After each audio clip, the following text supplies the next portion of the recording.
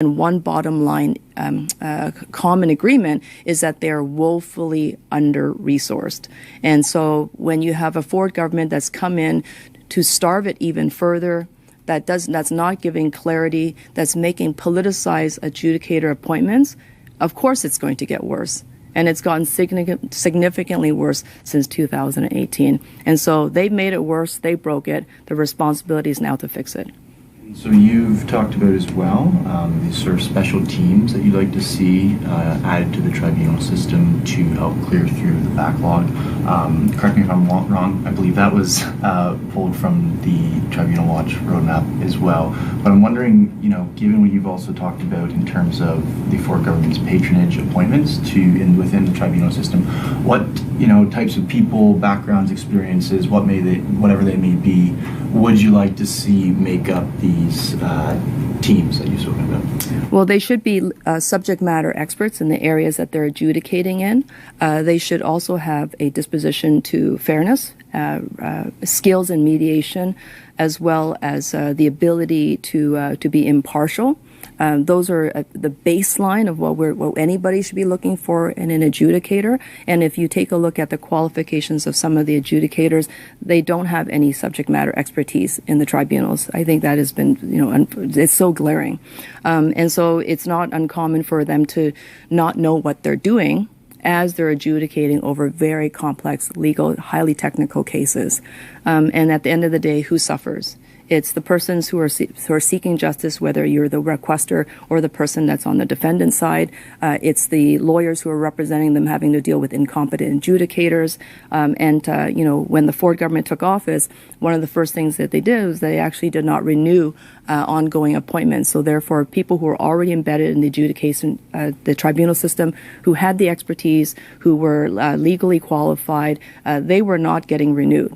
So those vacancies sat for a very significant time, and I would say for a large portion of the pandemic years, and now they're playing catch-up. But with the catch-up that we've seen, with the names that have come forward, they're highly politicized, political patronage. And that's not how we want our tribunal system to work. That's not how we want our judicial legal system to work. Question from my dear colleague Jack, who's covered the Landlord and Tenant Board much more than I have. He wanted to know, why should we be giving more resources to the Landlord and Tenant Board when it's earned a reputation as essentially an eviction factory? Yeah. Do you want to take this? Mm-hmm. From our housing critic? The majority of cases the Landlord-Tenant Board hears are cases where a landlord does want to evict. That is true. We live in Ontario. We have laws. There are many tenants who want to access the Landlord-Tenant Board as well. It needs to work for everyone. And we also need to complement that with measures to protect tenants and stabilise rent. We are calling for stronger rent controls, a clampdown on illegal evictions, more private market housing, especially purpose-built rental, co-ops, non-market housing, and more investment in affordable housing so we can really tackle this affordable housing crisis. The Landlord-Tenant Board is just one piece of it.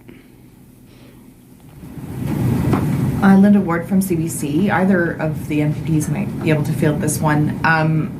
So back in the spring, we know that the Ford government said they were putting $19 million over 3 years to help with this issue. As of September, my numbers say there's 36 full-time, 47 part-time adjudicators. You say they're woefully under-resourced. How much money specifically do you think needs to be thrown at this issue? How many more adjudicators do you think we need in order to be able to deal with this backlog? That's a great question. I won't be able to answer it with specifics. I can say that, if we want an outcome of having meeting the minimum standard of 30 days after an application is received, then we're going to need more adjudicators, more hearings, expedited access to justice. And having the specialized teams actually means that they should be attacking the backlog, trying to reduce it as much as possible. So right now, as we've already heard, Sean has been waiting 3 years for a hearing. We're going to need to staff up significantly, and the amount of money that the Ford government has invested is really just a drop in the hat. The backlog is getting bigger and not shrinking.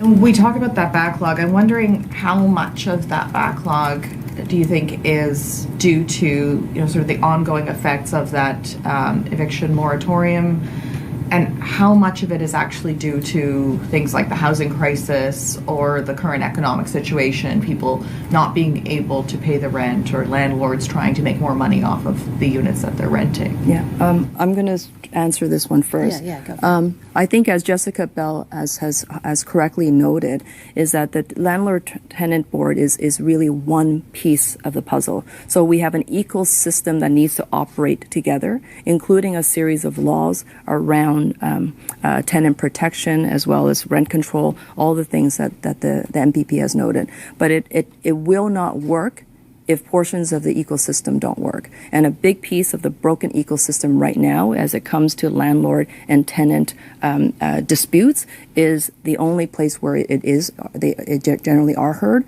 or the landlord-tenant board. So everyone is going to be stuck there, because I know that in the City of Toronto, the Rent Safe program, if resolution is not resolved at that point in time, they go to the landlord-tenant board. If there's disputes around the above rent guideline increases, that goes to the landlord-tenant board. If there are suggestions around fixing deficient properties, that goes to the landlord-tenant board.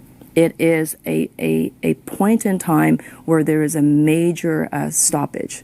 And so that is why it's so critically important to be able to address that, because you can actually fix other things that are down upstream. I guess what I'm wondering has there been a marked increase in the number of complaints that they're having to deal with?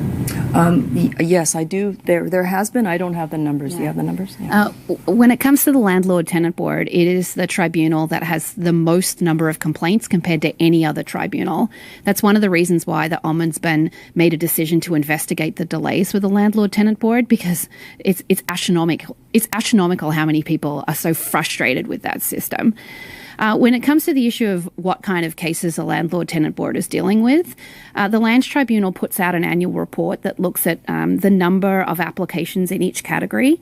It's not as transparent as it should be, to be frank. The majority are evictions for non-payment of rent, but there's also a lot of evictions for maintenance not being done. So residents like Sean are living in very difficult conditions where the heat isn't on, or it's not cool enough in summer, or they don't have a working kitchen.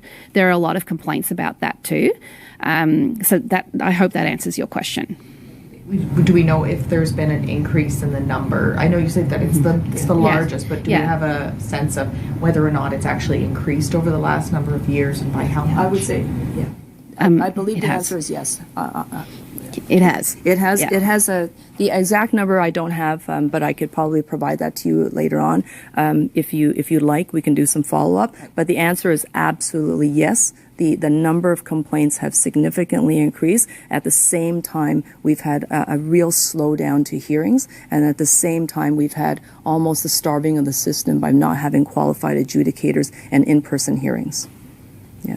I was wondering if we can ask Sean to come back to the podium, and if you don't mind telling us a little bit more about the toll that this whole situation has taken on your partners and yourself, the impact on your well-being and.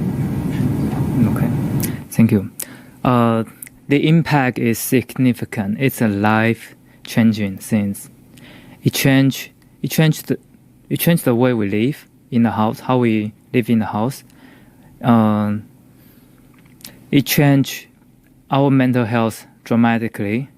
If you can imagine, you're living in a housing situation and people can harass you freely anytime, whenever they want, however they can. And while you're seeking for help for different authority, police, landlord tenant board, everything, and the property, my landlord, she can just easily, I want to do renovation, I can cut off the electricity. And no one ever intervened. We have seek help for many different authority, and it's not working. I feel the system is not protecting the tenant. It's more protecting the landlord. That's what I feel. And because of this housing experience, it changed me personally a lot, and also the way I see a lot of different things. I'd like to ask the MPPs a couple more questions if there's no one on the line that... No one on the line. No one on the line? Okay, so this Saturday is Styles Fest, as I've been calling it. Each of you supported her, endorsed her. Just wondering what changes you'd like to see her make after Saturday to help the NDP. That's a wonderful question, and I'm personally very excited about Marit Stiles becoming our leader. She has been proven to be dynamic, intelligent, extremely approachable. I think that Ontario is going to find all of those things, those characteristics come to the forefront. And she has been already leading us within the caucus. She's been a very strong and vocal proponent on making sure that MPPs such as ourselves have the time to advance our critic portfolios. She's been always staying in touch with myself, and I know Jessica and the other MPPs. So she's going to bring, I believe, this amazing change to our party. Obviously, we're still working in the same dynamics with everybody else, but within the party, there's a sense of hope and renewal. And I know that Marit Stiles is going to be an exceptional leader. Would you like to add anything? Yeah, I want us to form government in 2026, and Marit Stiles is the lady to do it. That's the reason why I endorsed her early on. It's the reason why I support her. She's a lovable, fearless, strategic person, and I'm looking forward to the next 3.5 years. I do keep what I'm asking for, I keep it to myself, and I like to have conversations about how we can improve our party. That's something that I talk to other MPPs internally, and it's not something that I share with the media. Change your mind, let me know. You'll be the first to know. Yeah, well. Sorry, I don't understand. Why not share what your goals are? Well, my goal is for us to win government in 2026. But I'm just someone that keeps our dirty laundry in-house. It's my job. I'm a team player, and I think it's the most effective thing to do. Gotcha. Having said that, I would also say that, you're going to find that Marit Stiles is going to be extremely open and accessible to all of you. I think that she's also already well proven herself to be a very approachable MPP, likable politician, extremely popular in her local community. Our caucus is having a retreat very shortly, so we'll be sitting down with our new leaders, setting out the vision for the party and the steps that we're going to take to, number one, hold this government account, work the very hardest that we can to make sure that Ontarians are taken care of, and to protect our public institutions and defend our institutions around democracy and so forth. So that's what you can expect with Marit Stiles at the helm. I think you're going to be hearing a lot more from her in the upcoming days and weeks and months to come.